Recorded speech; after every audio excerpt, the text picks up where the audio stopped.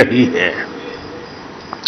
इसी संदेश को लेकर आज देश सबका साथ, सबका विकास, सबका विश्वास और सबका प्रयास के मंत्र के साथ अपने नए भविष्य की नींव रख रहा है।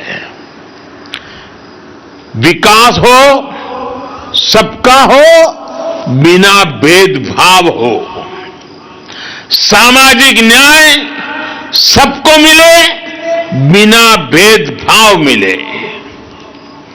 जिन्हें सदियों तक प्रताड़ित किया गया, वो पूरी गरिमा के साथ विकास के भागीदार बने। इसके लिए आज का बदलता हुआ भारत एकजुट प्रयास कर रहा है। आज सरकार जो योजनाएं चला रही है, उनका बहुत बड़ा लाभ हमारे दलित पिछड़े भाई बहनों को हो रहा है। चाहे पक्के घर देना हो या फिर उज्ज्वला का मुफ्त कनेक्शन, गैस कनेक्शन, चाहे 5 लाख रुपए तक मुफ्त इलाज की सुविधा हो या फिर बिजली का मुफ्त कनेक्शन, चाहे जनधन बैंक खाते खोलना हो या फिर स्वच्छ भारत अभियान के तहत करोड़ों शौचालयों का निर्माण करना हो। ऐसी योजनाओं ने दलित, पिछड़े, गरीब, शोषित, वंचित सभी का भला किया है। बिना भेदभाव सबको सशक्त किया है। साथियों, रामानुजाचार्य जी कहते थे, उरिय गल्लुकुल वेड़मिल्ले, अर्थात सभी जीव समान है। वो ब्रह्म और जीव की एकता की बात ही करके रुकते थे, ऐसा नहीं थे। वो वेदांत के इस सूत्र को स्वयं भी जीते थे। उनके लिए स्वयं में और दूसरों में कोई भेद नहीं था।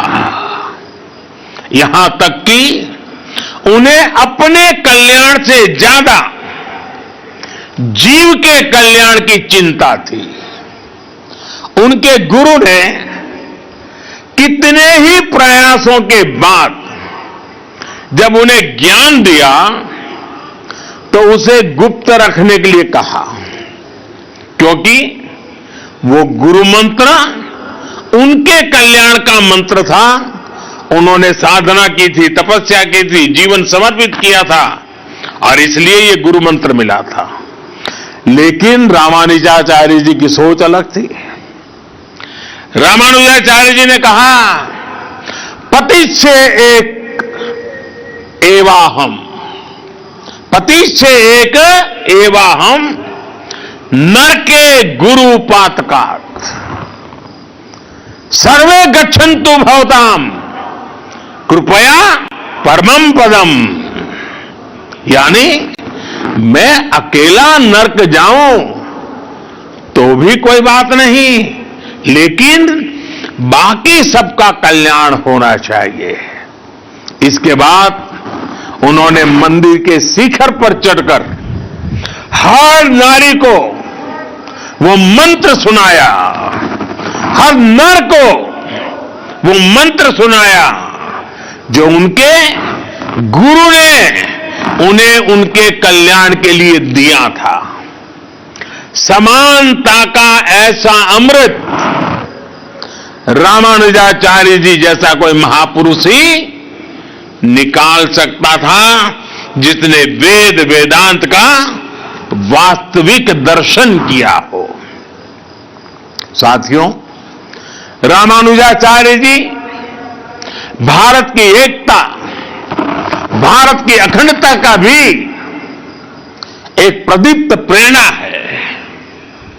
उनका जन्म दक्षिण में हुआ, लेकिन उनका प्रभाव दक्षिण से उत्तर और पूरब से पश्चिम तक पूरे भारत पर है।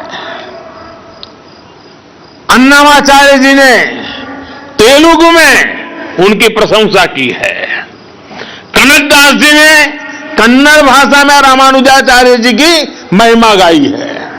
गुजरात और राजस्थान में अगर आप जाएंगे तो वहां भी अनेक संतों के उपदेशों में रामानुजाचार्य जी के विचारों की सुगंध में महसूस होती है।